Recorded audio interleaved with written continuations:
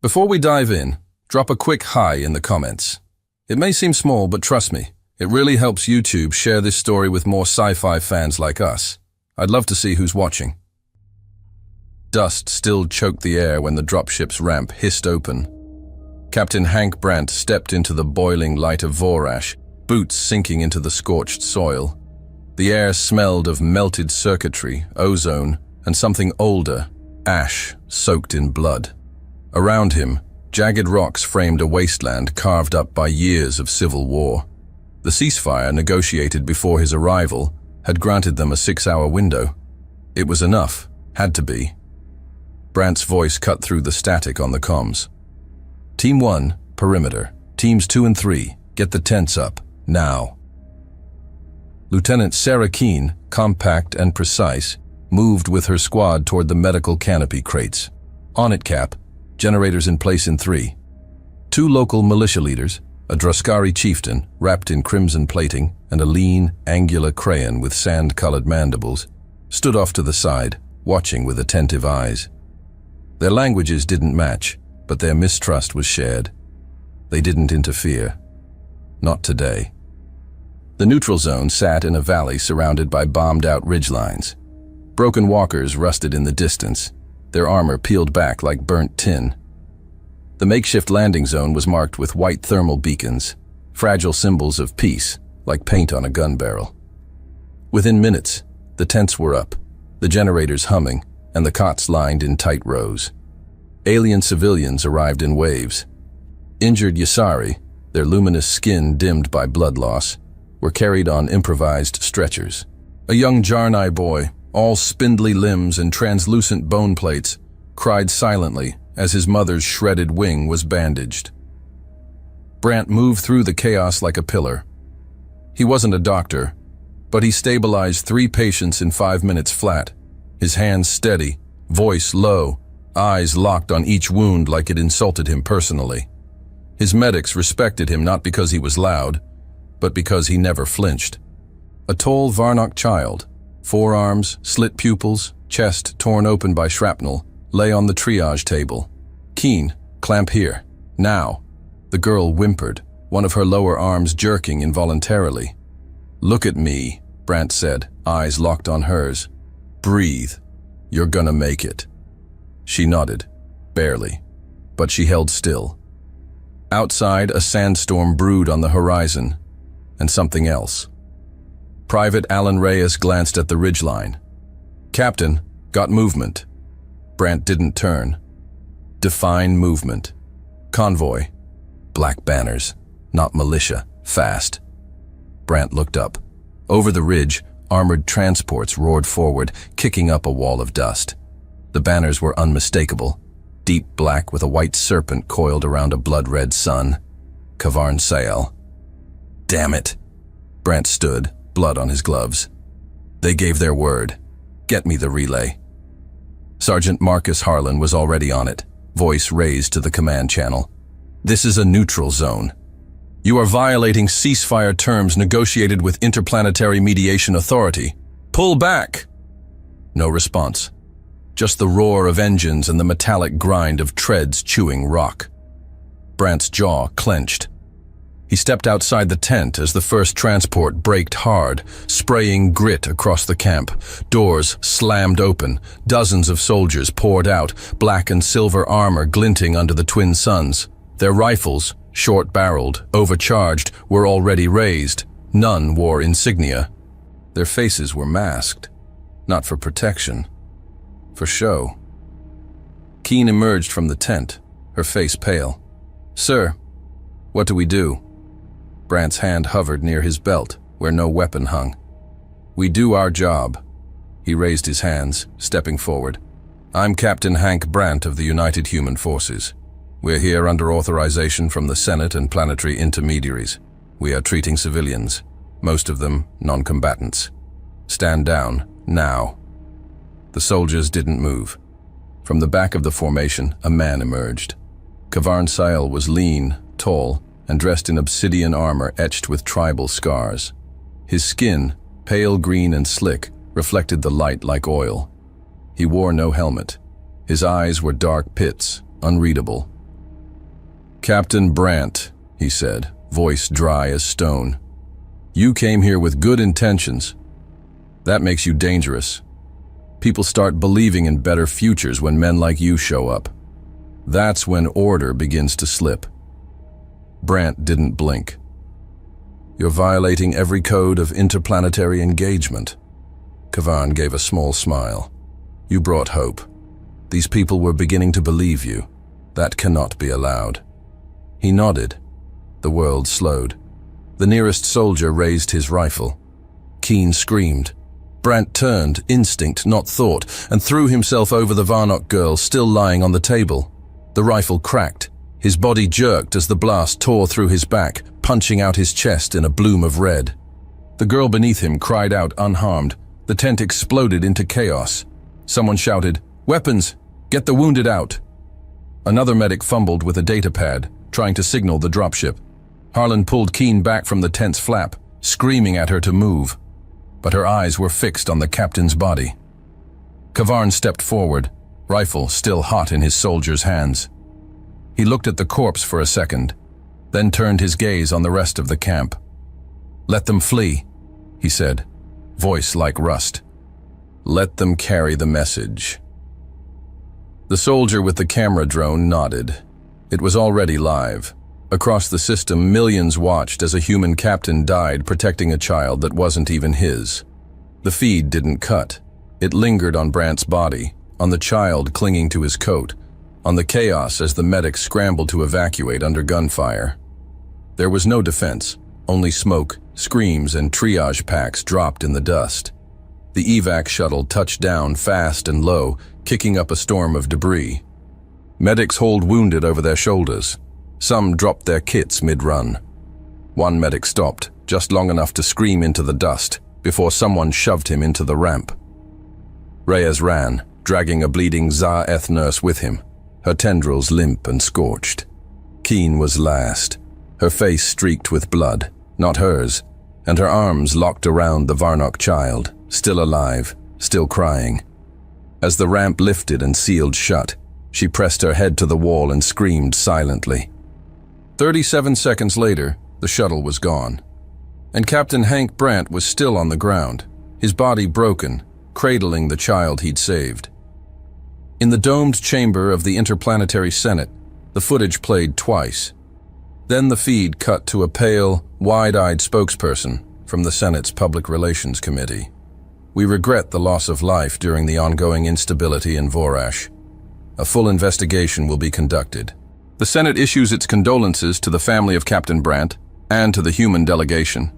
We urge all systems to remain calm and respect the mediation protocols in place." The feed ended. On Earth, it didn't. Within hours, the image was everywhere. Brandt, bloodied, shielding an alien child. A crowd gathered outside the Earth Embassy on Luna. Candles. Silence. Veterans stood at attention in the cold with no orders given. Not holding a weapon, not issuing threats. Just protecting someone smaller than himself. Comment threads exploded. News anchors struggled to speak. In refugee shelters across 3 systems, alien civilians whispered his name. Noah Brandt saw the video at 03:17 a.m. local time. He didn't cry. He didn't speak.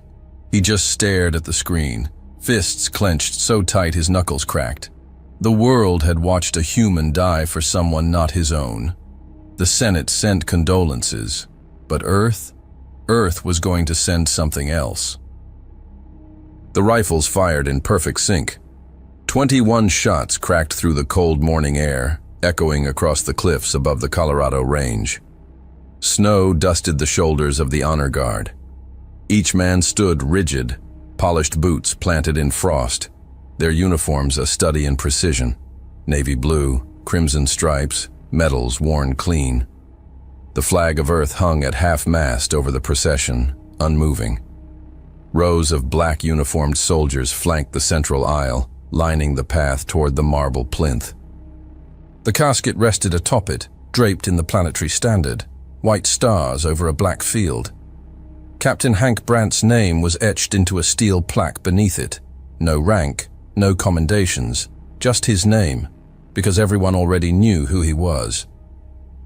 A single-string quartet played a solemn hymn, no words, no eulogy yet, only silence and wait. Lieutenant Noah Brandt stood motionless at the front of the family section. His jaw was tight, eyes dry, posture carved in stone. His dress uniform sat pristine on his shoulders, ribbons lined in perfect alignment, service pins catching the pale morning sun. Only his hands betrayed him, clenched so hard behind his back, the knuckles had turned bloodless white. General Edgar Markov, chairman of the Earth Defense Council, approached the podium. No speech in hand, no teleprompter. Just the thick voice of a man who had buried too many soldiers already. He was a soldier, Markov began, eyes scanning the field of black coats. But he was never just that.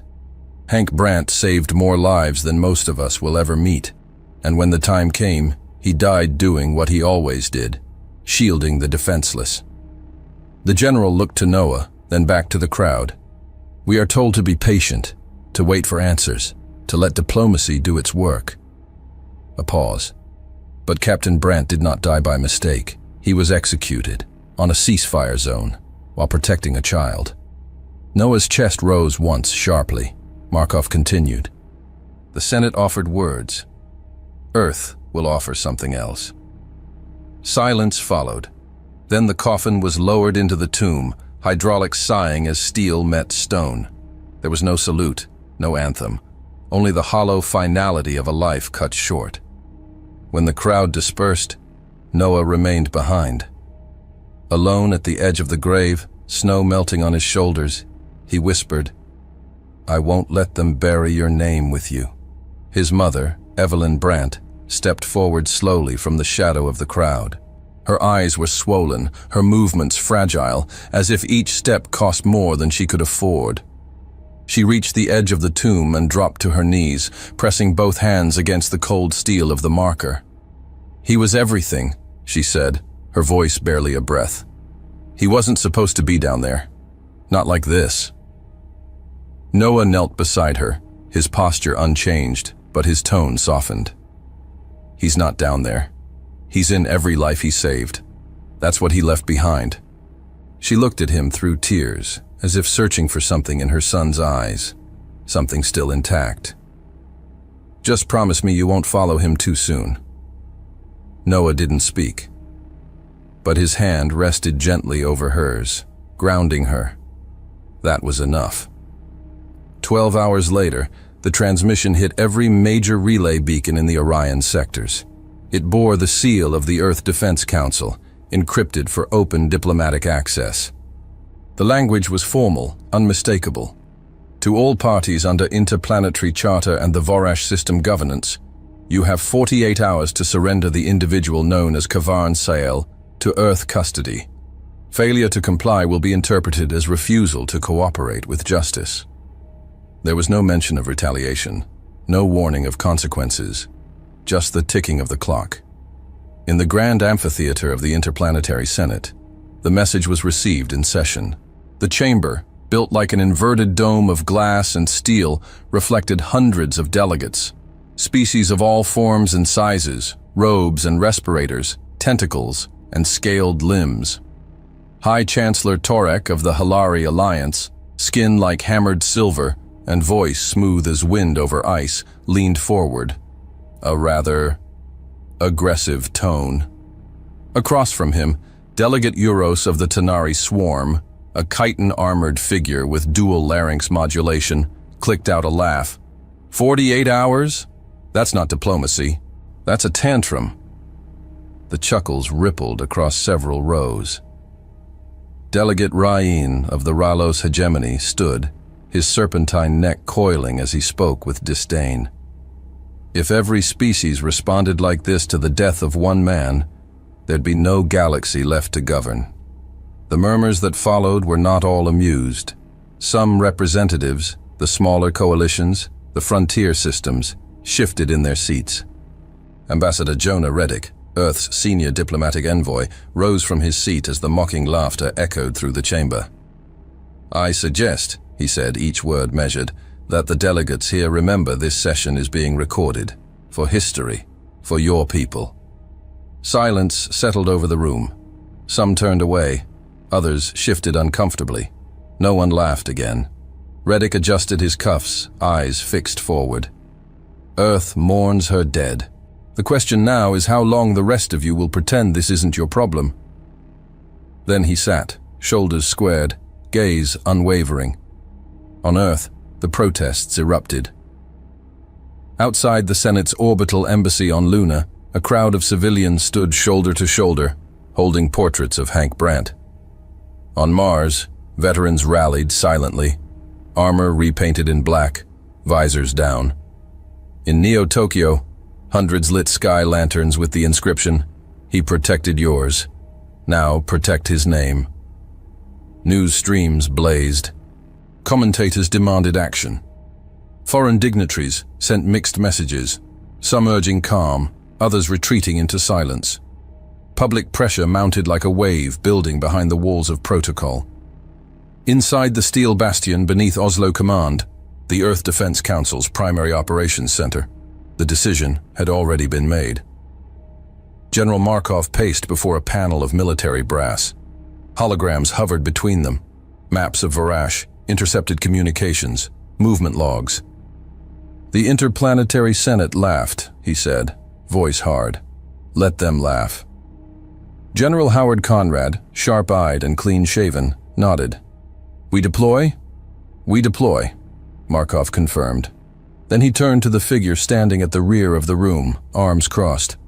Noah. Lieutenant Brandt stepped forward. He looked sharper now, not calmer, just more focused. The grief hadn't faded, it had hardened. You're leading this. A muscle twitched in Noah's cheek. Yes, sir. Any objections? Markov asked the room. None. Then you'll receive classified authorization and access to judgment. A beat passed. Even the officers stilled. Conrad exhaled. That ship doesn't exist. Markov looked at him. It does now. Back inside command, Markov stood before a digital wall lined with data feeds and encrypted files. A single sentence glowed on screen in red. Mission authorization, Special Operation Orchid Fury. Commander, Lieutenant Noah Brandt. Objective, retrieval of Kavan Sale. Noah placed his palm on the biometric scanner. The panel beeped once, access granted. Markov's voice was low, almost private. You're not going out there for revenge. You're going for consequence. I know what this is, Noah replied, and I know who I am. Then make sure the galaxy knows it too, Markov said. Markov studied him, then nodded once. Bring him back, alive. Across Earth's networks, the clock was ticking. 48 hours. The galaxy had laughed. They would not be laughing much longer. On military monitors across 3 systems, a red counter blinked down from 48 days. Beneath Europa's crust, the reinforced bulkhead slid open with a hydraulic growl, revealing a chamber carved into the ice and lit by narrow strips of white-blue LEDs. At the far end, docked in a pressurized void, was a vessel that shouldn't exist. UHS Judgment. She was dark as obsidian, matte-skinned, angular in design, shaped for speed, silence, and surgical destruction. No registry number, no nameplate. Just a hull without identity, as if the ship itself had been erased from every naval record before it was even born. Lieutenant Noah Brandt stepped through the blast doors, his boots echoing over steel. 2 armed technicians in blackout armor saluted and stood aside, revealing the command ramp already lowered. General Edgar Markov walked beside him, slower now, letting his words fall carefully. She doesn't broadcast, doesn't ping, and won't respond to any hails once she's out. Not stealth, ghost. Noah nodded. Markov continued. You'll be operating under no recognized authority. If this goes sideways, the Council won't protect you. Noah paused at the edge of the ramp and looked up at the ship's face, sleek, sharp, silent. I'm not going to make a statement, he said. I'm going to end one. Inside the Judgment, the air was still, the lighting dim. Consoles flickered with low-energy pulses, awaiting hands that knew what to do without needing to be told. Major Jace Moran was already in the war room. Early 40s, squared shoulders, face lined by more campaigns than most officers had survived. He stood at the holotable with arms crossed. His right eye, a military-grade prosthetic, glowed faintly red as it scanned the mission brief. "Noah," he said without turning. "Didn't think I'd serve under you. Your father, sure. You?" Guess time's got a sense of irony. "I didn't ask for this," Noah replied. "I know," Moran said. "That's why I trust you." Along the corridors, the rest of the team was gearing up. 10 operators, all veterans, all hand-picked, none of them fresh. Every one of them had bled beside Captain Hank Brandt at some point in their careers. Staff Sergeant Luca Danner checked the pressure seals on his gauntlets. His voice was gravel. "I was on Altara 6 when he pulled a burning dropship off a trench line with one arm in a sling. You think I'm letting that bastard who killed him breathe easy?" "Not a chance," replied Corporal Jennings, adjusting the sling mount on a plasma railgun. In the armory, the silence wasn't cold. It was sharp. No jokes, no bravado. Just measured hands loading magazines, syncing neural combat links, finalizing movement protocols. They didn't talk about revenge. They prepared for justice. At the central command station, Noah checked the mission queue. The red digital clock above the screen counted down from 35:07:14. He tapped the comm channel. "All units, report to briefing." They assembled in the tactical bay, standing around the holotable as the projected map of Vorash expanded in front of them. Cities, militia zones, dead zones, and the suspected location of Kavarn Sale's primary compound. Noah's voice was low, but resonant. "You all knew him. You served with him. Some of you owed him your life. I owe him more than that." The room stayed silent. He died protecting children from someone who thinks civilians are leverage. That alone earns him a bullet. Danner muttered, "Preferably 2. "But we're not here to burn Vorash to the ground," Noah continued. "We're here to surgically remove one name from its throne and leave every warlord watching wondering if they're next." He paused, then added, "This is not retribution. It's an audit." The team nodded as one. Later, in the loading bay, with the ramp still down and the stars of Jupiter's system glinting faintly through the force shield, Evelyn Brandt stood facing her son. She wore the same gray coat as the funeral, but her face had changed, no longer shattered, just lined with quiet fear. Noah stood in full tactical gear, his helmet hung at his side, fingers curled around its edge. She looked up at him, searching again for some trace of the boy who used to sit beside her during night storms, asking questions about the stars. "Please," she said, barely above a whisper, "don't let this destroy what's left of you." Noah stepped close. His hand gripped hers firmly. "I will bring them to justice," he said, "even if it's the last thing I ever do." She blinked fast, bit her lip, nodded, and then she turned and walked away, slow, steady, never looking back. In the cockpit, Lieutenant Arjun Vale ran the last of the diagnostics. Short, broad, calm under pressure, Vale had flown everything from diplomatic shuttles to infiltration craft. He turned as Noah entered. "All systems green. Course locked to Vorash.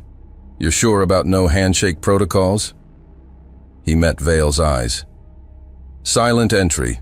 No announcements. We go in dead to the grid. Copy that." Vale flipped the ignition matrix.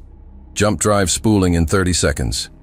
Moran and Danner entered the bridge and took their stations without a word. Noah stood at the center rail, helmet under his arm, gaze forward. Below the surface of Europa, the Judgment powered up with barely a sound. Panels shimmered. The ship began to rise inside its launch cradle. "Engage," Noah said. The stars stretched, space folded, and the Judgment vanished. Then, one alert flashed inside a sealed terminal at Oslo Command. Judgment in transit. Destination, Vorash. Status, non-declared. Above Vorash 12, the black shape of the judgment emerged from FTL with no distortion wave, no energy flare, just a sudden, silent presence. Inside the Orbital Defense Center, alarm screamed. Unknown vessel detected. No transponder, no ID, no mass signature. It's there, but it's not registering. What kind of stealth is this? The command deck of the Vorash planetary defense grid lit up in panicked motion. Operators rushed between cracked terminals, slamming override commands into outdated interfaces. Half the systems flickered in and out of coherence. One officer cursed in Tariq, pounding a frozen targeting display with the heel of his fist. General Varnik Sayel, older brother of Kavarn, stood in the center of the platform, broad-chested, copper-skinned, with ceremonial fangs etched into his pauldrons. His voice sliced through the chaos like a blade. Calm yourselves. Activate full scan arrays. Get visual confirmation. There's no telemetry, sir. Sensors are bouncing back corrupted or blank. Then use eyes, Varnik growled. One of the junior officers opened an external feed. The view snapped into focus on the screen. A matte black silhouette, angular and unfamiliar, parked motionless above the upper thermosphere. Varnik stared for a long moment. His lip twitched, barely, and he turned away before anyone could see it. What is that? He muttered, as much to himself as to the room. Watching. Then the transmission hit. It bypassed encrypted lines and command hierarchies, flooding all systems, civilian and military alike. 1 hour. After that, there will be no throne, no regime, no memory of your name. On the surface of Vorash 12, in the capital city of Harazni, chaos spread like acid through cracks. Local broadcasters tried to explain the signal, but every attempt was cut by internal sensors. Within minutes, entire communication hubs were blacked out. Kavarn's regime initiated total lockdown. News stations raided, data towers shut down, terminals disabled. Civilians caught trying to share the audio were arrested in the street. It didn't matter. The message had already escaped, smuggled through pocket comms, recorded on cheap devices, repeated in whispers across alleyways and basements. The words were simple, but the meaning was seismic. 1 hour. In the mountains east of the Red Basin, a militia outpost housing the 17th Raider Battalion stood at alert. Commander Rek Tavir, short, stocky, scarred across the scalp, paced along the trench line, barking orders. Don't believe their threats. This is posturing, human theater, drama, and bluster. We've held this ground for 6 years and we'll hold it another 6. A low rumble interrupted him. The judgment hadn't fired. It hadn't moved, but their orbital feed was gone. Not jammed, deleted. The system rebooted to factory state, asking for default setup. Private Sorix, a young Varnock conscript, stared at the blank screen. Commander, they didn't block us. They unwrote us. Tavir froze. In a forward operations base 200 clicks south, Lieutenant Bragan Gel, a Droskari with pale skin and spined arms, opened a secure channel to Central Command. This is FOB 9, requesting status of orbital assets. No answer. He tried again. And again. The line remained dead. Gel lowered the receiver. Around him, soldiers checked their rifles. Others looked to the sky. Some walked. They didn't speak. They didn't shout. They just laid down their weapons and vanished into the valleys. In the palace of Kavarn Sail, deep inside the armored spires of Karset Prime, the warlord watched the skies from a narrow viewport in the war chamber. The city stretched below, dense slums in the outer rings, crumbling towers rising like thorns. His eyes were locked on the stars above, where one point of darkness refused to twinkle. Kavarn clenched his fists. His breathing was measured, but the pulse visible on his neck betrayed the tension. Advisor Rel Voris, a thin Hilari in gold-trimmed diplomatic robes, approached from the side. You should respond. Even symbolic defiance can rally the masses. Kavarn didn't look at him. They think they can rattle me with shadows, he said. I ruled this system before the Senate even learned its name. Voris hesitated. But the Senate knows it now, and they're watching. Kavarn's jaw tensed. Then let them watch. He turned. Scramble the 12th Guard. Deploy the fireborne heavy mechs to the East Barracks. Initiate blockades in all districts. Anyone caught spreading the transmission, execute them. Yes, my lord. In the back alleys of Karsit Prime, a boy no older than 10 crouched beside a broken terminal, holding an old receiver to his ear. The voice still rang in his mind, even after the signal died. He looked at his mother, a Yaisari healer with luminous scars down her throat, and whispered, Mama, is that the one who helped the clinics? She nodded slowly. The one who died for the children. The boy stared up at the sky. Then he's not gone, he whispered. He just changed sides. In a rural commune near the Red Salt Plateau, a village elder gathered families into the old root cellar. The walls were reinforced, the supplies stocked. No one goes outside, he said, no matter what you hear, no matter what falls. One of the younger men leaned close. Why would they threaten the whole planet? The elder, a crayon with silver chitin and missing mandibles, responded in a whisper. They didn't threaten us. They named one man. Inside the judgment, the bridge was dark. The crew watched without speaking. Noah stood with arms crossed, eyes fixed on a display tracking planetary movement. Military units dispersing, others vanishing. They're already breaking, said Major Moran. Not from fire, from fear. Lieutenant Vale ran a sweep on external surveillance. Multiple militia strongholds are going dark, not from attack. They're pulling their own power. Danner smirked grimly. They think it'll hide them. They can try, Noah said. On the surface, some civilians wept, others waited. And in a dozen command centers, regime officers watched the clock and realized that for the first time in their lives, they were no longer the ones holding the trigger. Above them, the judgment simply waited, and the galaxy had never felt silence so loud.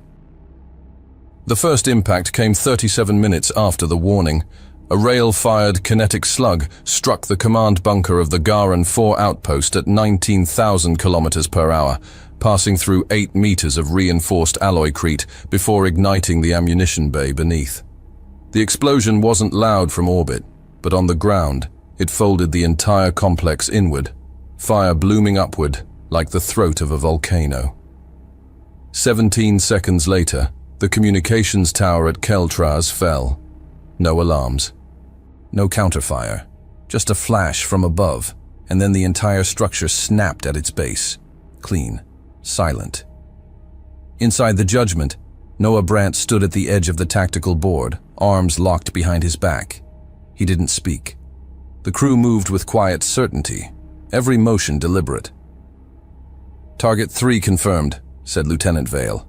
Alam 2 Weapons Depot, firing in 5. Major Moran gave a short nod. All personnel evac confirmed. Civilians cleared. Military signatures only. Do it. From orbit, the judgment released a single projectile.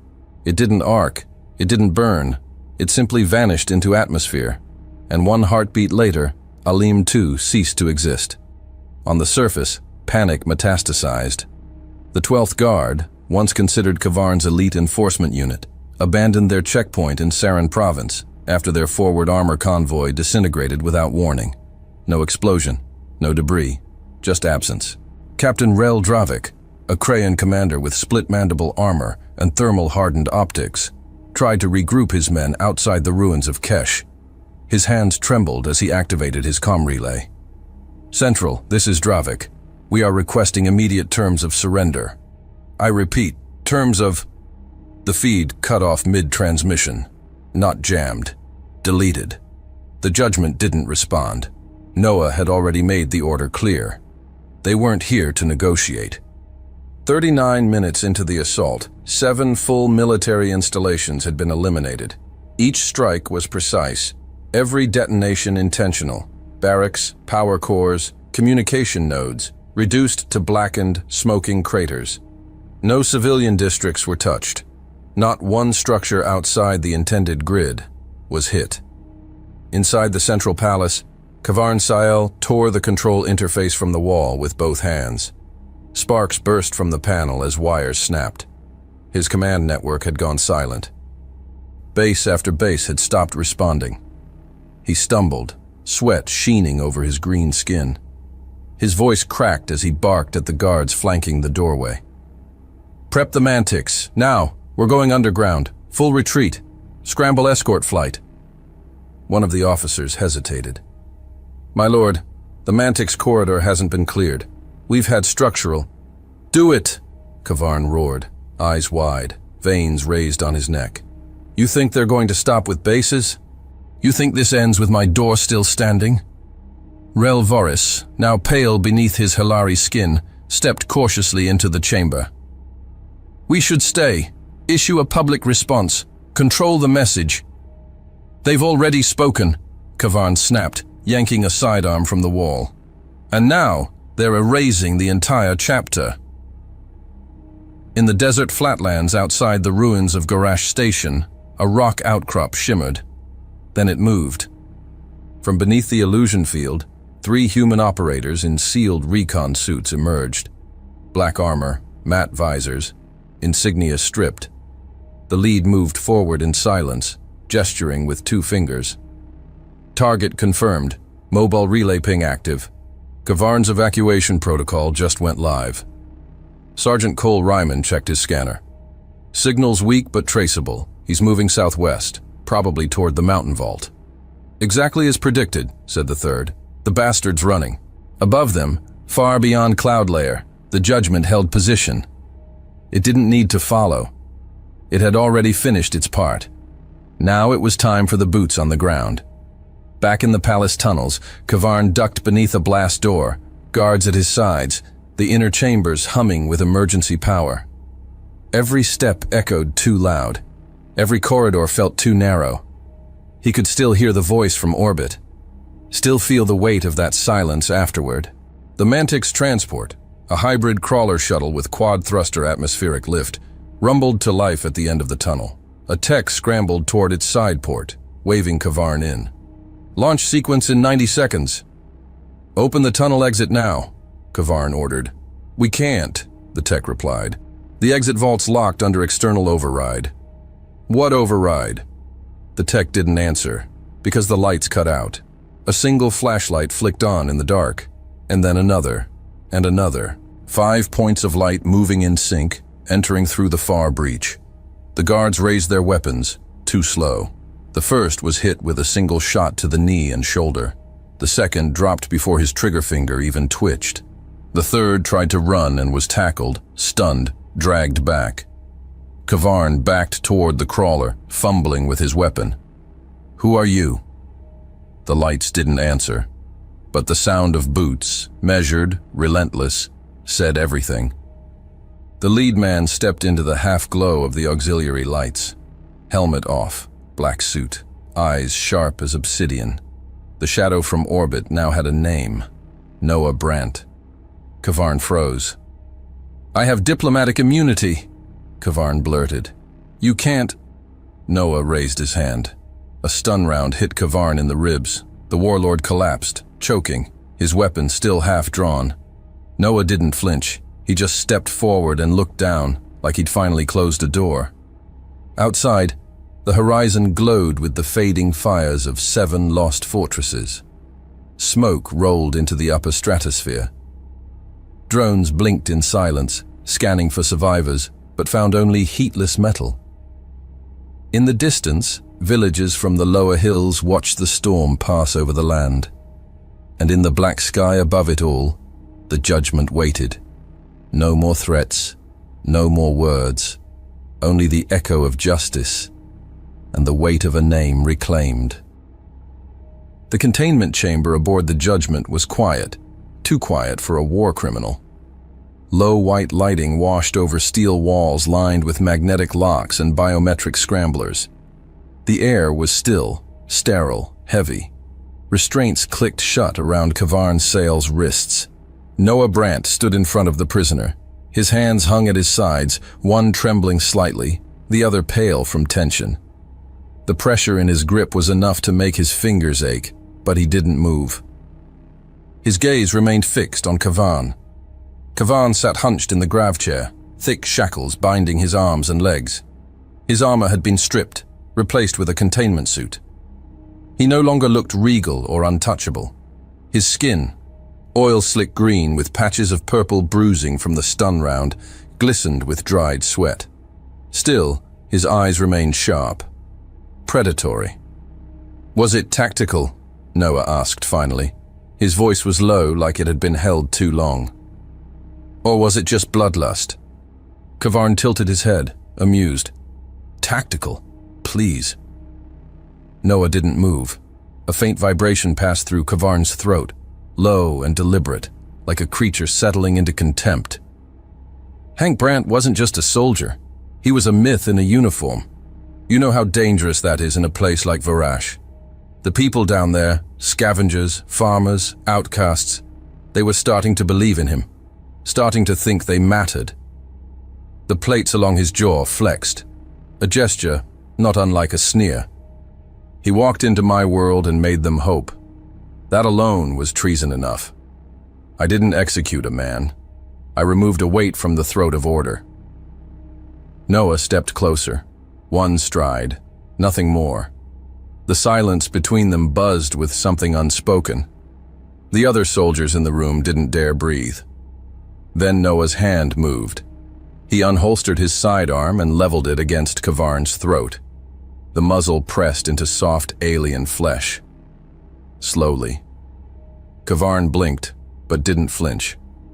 "Ah, there it is." Noah's voice was barely above a whisper.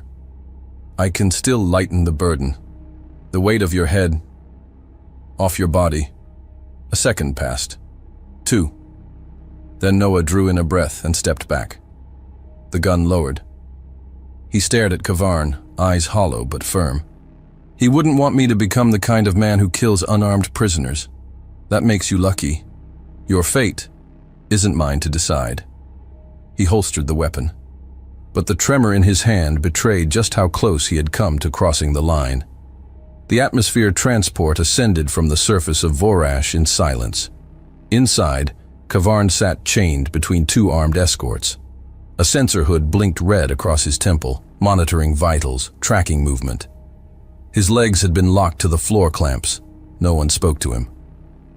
Noah stood near the side viewport, watching the burnt ridgelines fall away beneath the cloud cover.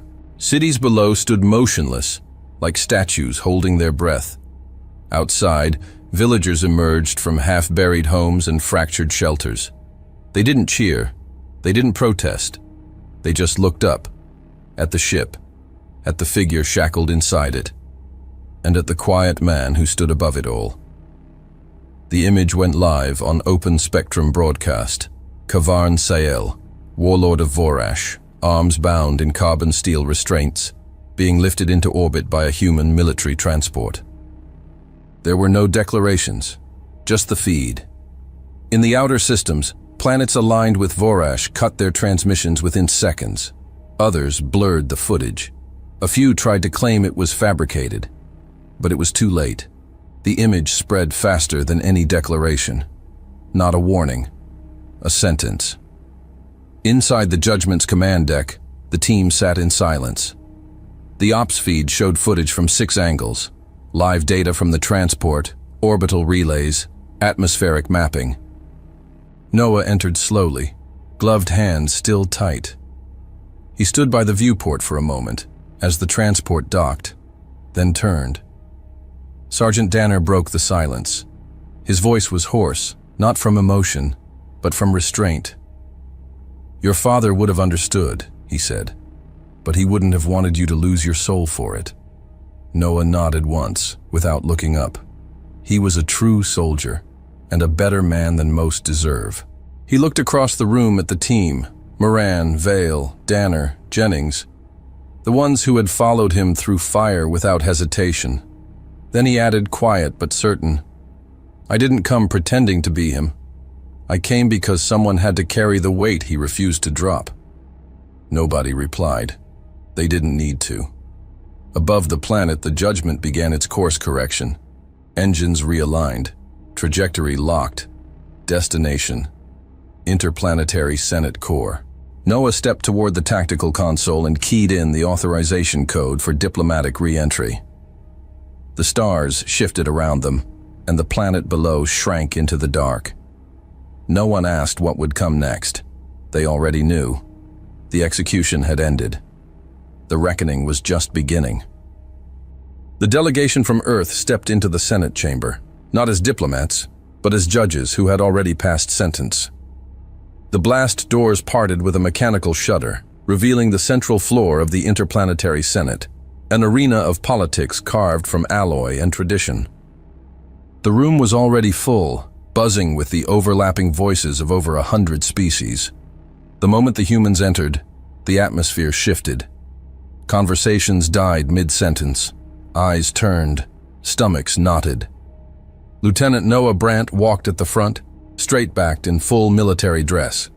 Behind him, Major Jace Moran, Sergeant Luca Danner, Lieutenant Arjun Vale, and Corporal Jennings moved in rigid sync.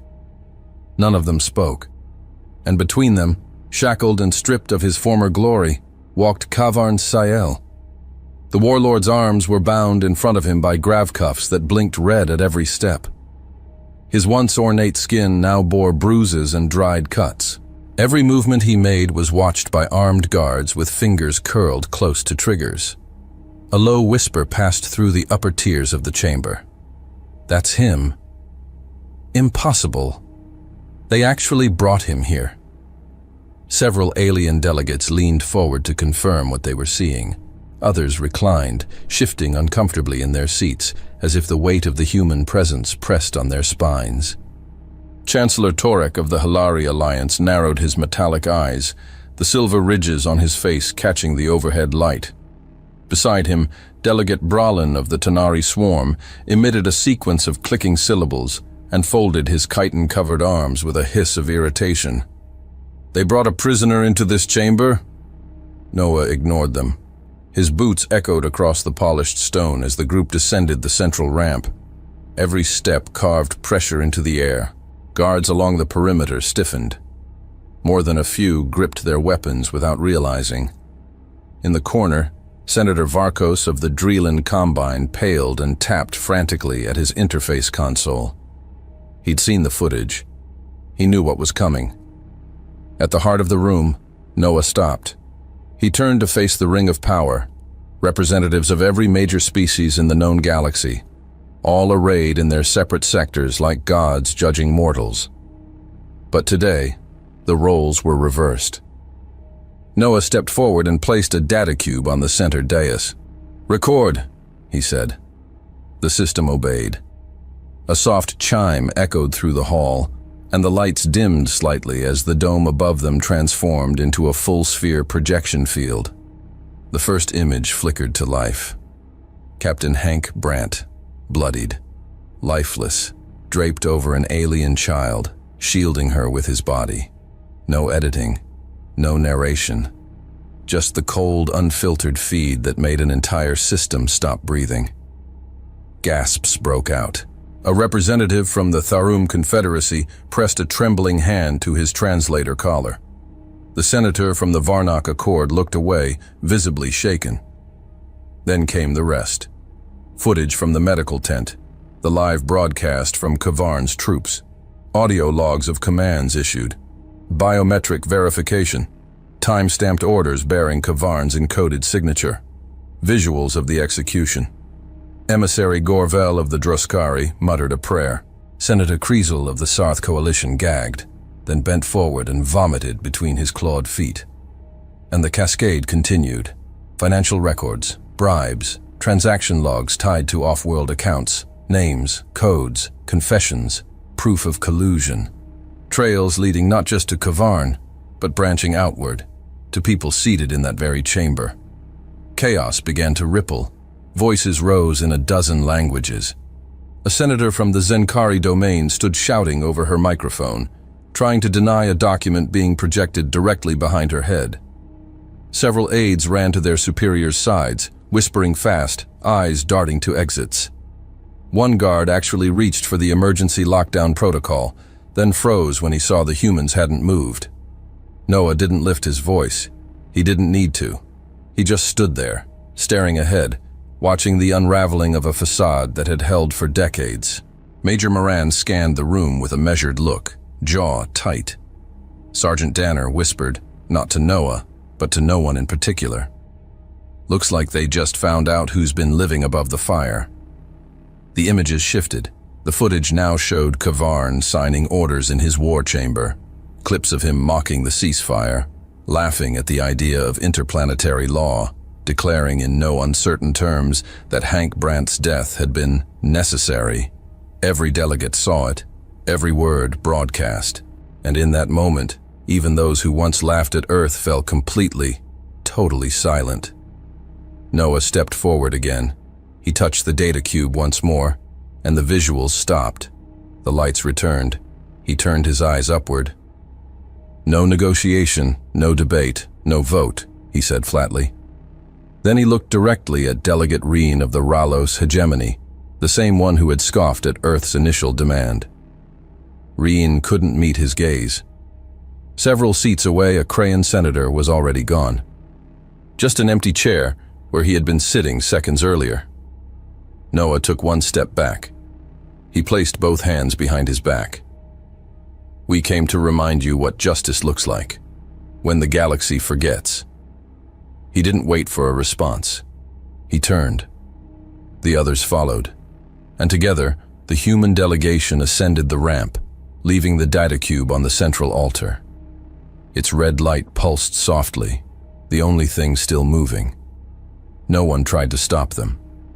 The delegation didn't look back. Somewhere in the upper tiers, a delegate whispered, "They made no demands." Another voice, hollow, "That was the demand." As the chamber doors slid shut behind the delegation, the stunned silence deepened. No procedural motion was made, no vote was called. For once, in the highest court of diplomacy in the galaxy, there was nothing left to say, and that was the loudest message of all. Hey there, space human. I'm really curious about your thoughts on this video. Drop a quick comment and let me know what's on your mind, or just say hi if you prefer. Either way, I'd love to hear from you. Oh, and one last thing. Every great soldier knows that to survive and become a hero, taking care of yourself is key. So before you go, check the pinned comment. Trust me, it's important. And I've chosen another video for you to watch. Just click the card here, or here if you want the whole playlist. See you there.